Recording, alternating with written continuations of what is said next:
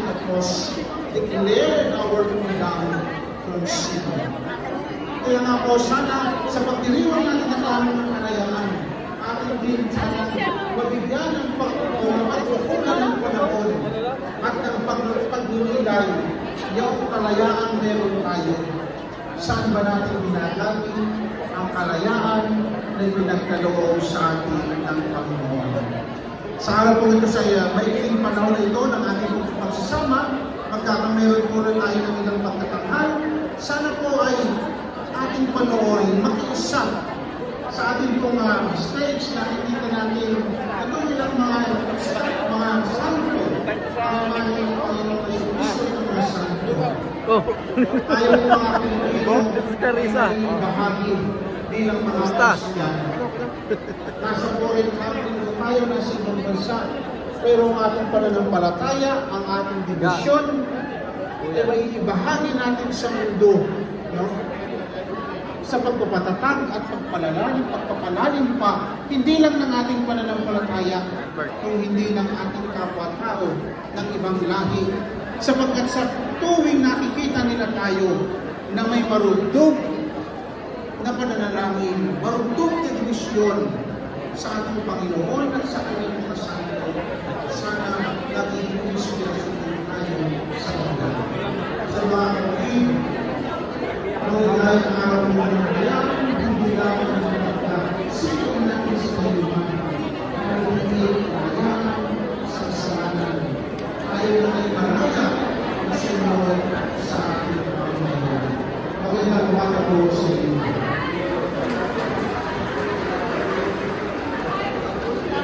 Maraming salamat po, Panginoon.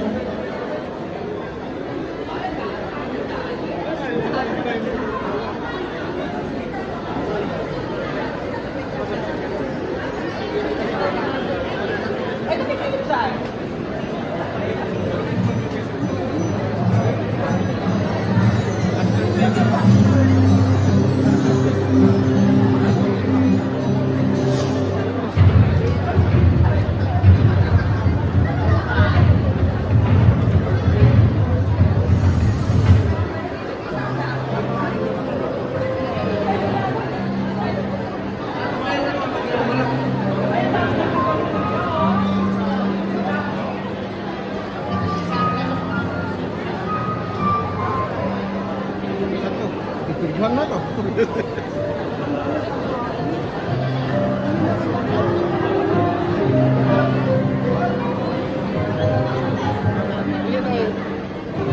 Dito tayo.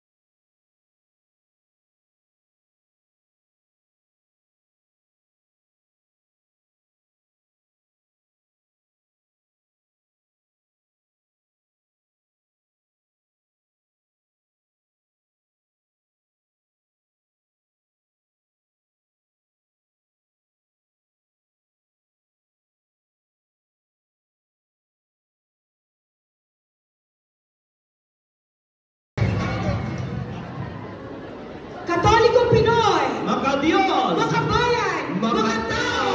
Yan ang tema natin sa palatutunan natin ngayong umaga. At ang nakita po natin ng video Yes. ay ang mga part of the history of our Philippine traditions. Yes, including significant festivities like Santo Niño, Black Nazarene, at Peña Francia, at etc. etc.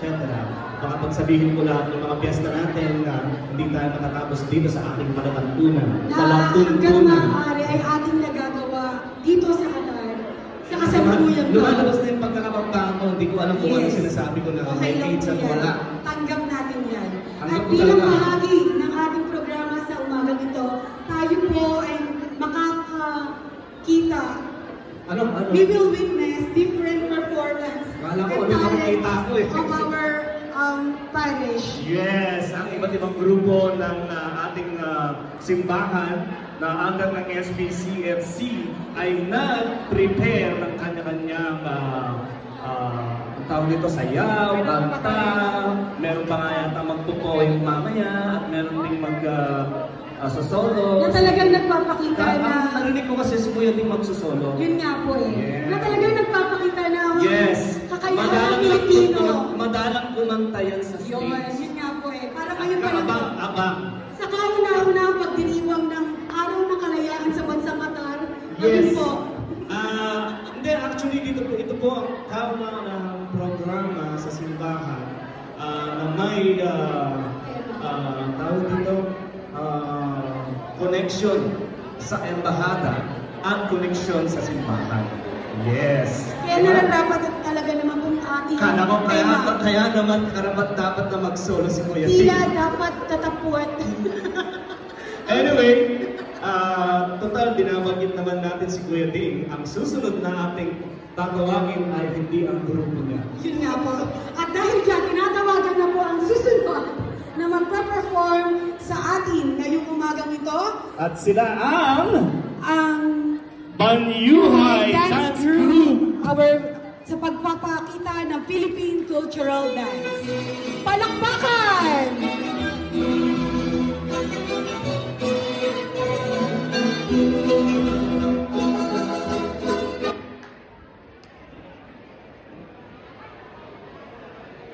Dahil po dyan, inaanyayan po ang lahat na meron pong lugaw sa gilid. Kaya ho talagang pinatay yung tugtog. Para ho malaman ninyo na meron pong lugaw sa gilid sa mga hindi pa po nakakapag-almusal.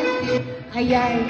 So, may lugaw po diyan. At sa mga hindi pa po nagpaparegister sa Pag-ibig, SSS, and Voters ID, welcome po ang lahat. May lugaw po pagkain, kape. Okay, once again, let us welcome the Banyuhay Dance Group.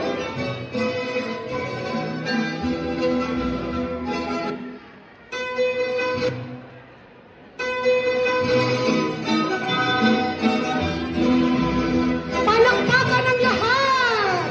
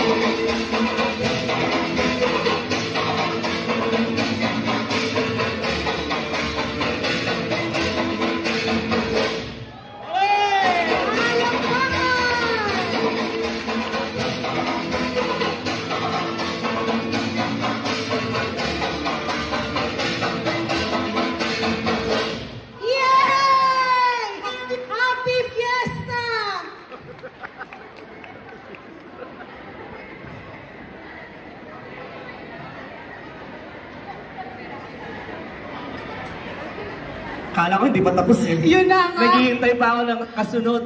I've tried. Kala ko uupo doon si Vin doon sa ano sa Kawayan. Oo, nakakatakot pag ako baka matusak sa kawayan. Tapos itataas siyang ganun. Mahirap kasi maiksi yung Tapos pinto. gumaganyan. Kung Ang galing ni Vin, no? kung Dati, napapansin mo- kaya ko rin yan dati. Dati Hindi na ngayon. Kaya hindi na ako sinasama sa dance. Well,